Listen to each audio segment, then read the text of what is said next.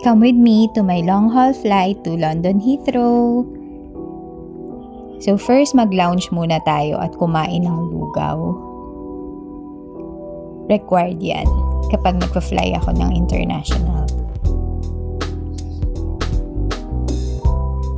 And this is my seat for the first leg of the flight. I'm flying Korean Air and window seat yung nakuha ko.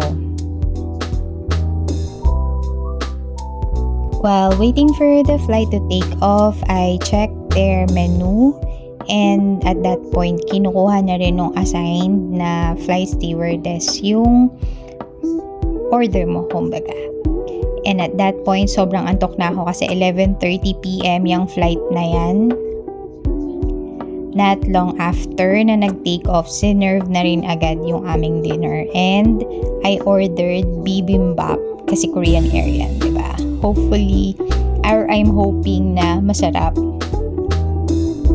Sige girl, i-mix mo yan. I-push mo yan, bibimbap in the air mo.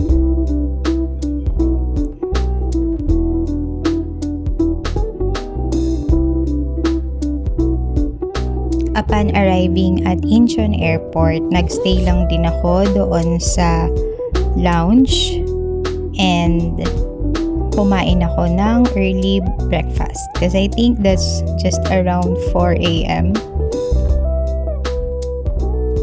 May wellness area din sila, so I have to try that. The first one is a bed, a Seragem massage bed.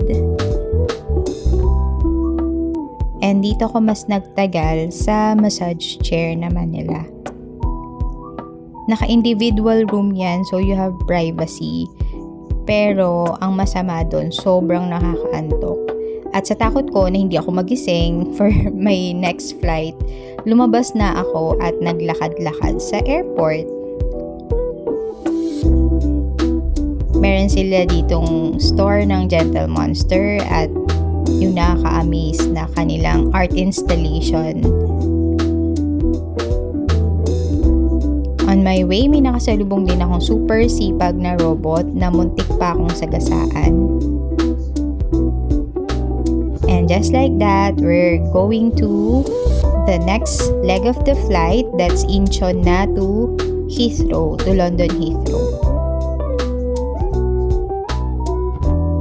Unfortunately for this one, hindi window seat yung nakuha ko. But still, since naka business class naman tayo, may privacy pa rin naman.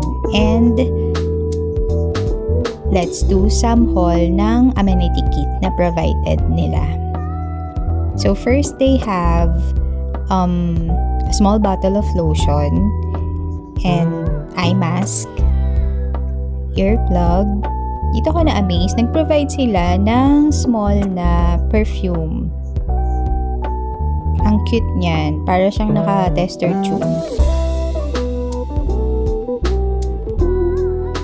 Ayan, tas meron din silang lip balm and I think that's just the dental kit.